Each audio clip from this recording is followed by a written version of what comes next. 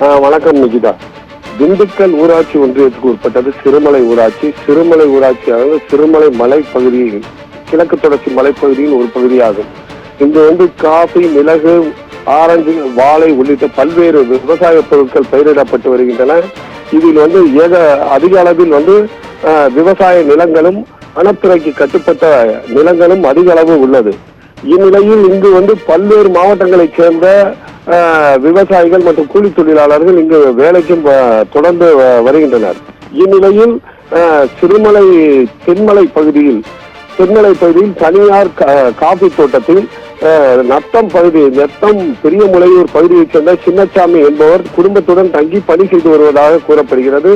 இந்நிலையில் கடந்த 29ஆம் தேதி சின்னசாமியின் மகன் 17 வயதான ரகுபதி மற்றும் 9 வயது சிறுவன் இருவரும் அங்கு வனவிலங்குகளுக்காக பாதுகாப்புக்காக விவசாயிகள் பயன்படுத்தப்படும் ஏர்கன் துப்பாக்கியை வைத்து விளையாடியதாகவும், இதில் ஏர்கன் துப்பாக்கி திடீரென வெடித்ததில் ரகுபதியின் வயிற்றில் குண்டு பாய்ந்து உடனடியாக திண்டுக்கல் தனியார் மருத்துவமனைக்கு அழைத்து வந்ததாகவும் கூறப்படுகிறது. இது 29ஆம் தேதி நடந்துள்ளது. ஆனால் காவல்துறைக்கோ மற்ற யாருக்கும் தெரியாமல் இவர்கள் தனியார் மருத்துவமனையில் அனுமதித்து இன்று காலை அந்த பையனுக்கு ஆபரேஷன் மூலம் குண்டு எடுக்கப்பட்டுள்ளது.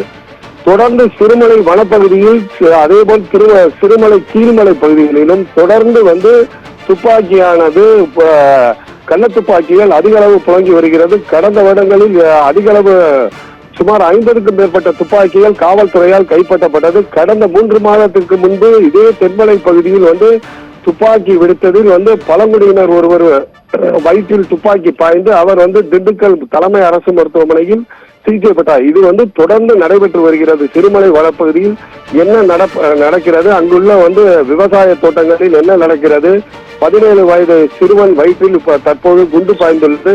தொடர்ந்து அங்குள்ள காபி தோட்ட உரிமையாளர்கள் அதேபோல் எஸ்டேட் உரிமையாளர்கள் இதை தொடர்ந்து மறைத்தும் வருகின்றனர்.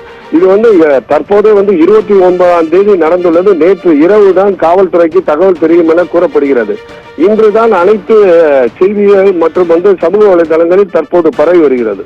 தொடர்ந்து சிறுமலை வனப்பகுதியில் அதேபோல் கீழ்மலை பகுதிகளிலும் தொடர்ந்து கள்ளத்துப்பாக்கிகள் அதிக அளவு பயன்படுத்தப்பட்டு வருகின்றன.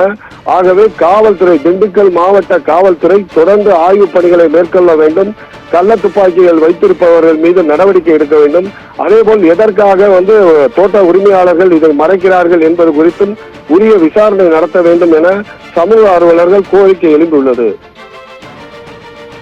திண்டுக்கல் மாவட்டம் தென்மலையில் ஏர்கன் துப்பாக்கியை வைத்து விளையாடிய போது சிறுவனின் வயிற்றில் குண்டானது பாய்ந்திருக்கின்றது. இதனால் சிறுவன் மருத்துவமனையில் அனுமதிக்கப்பட்டிருக்கின்றார்.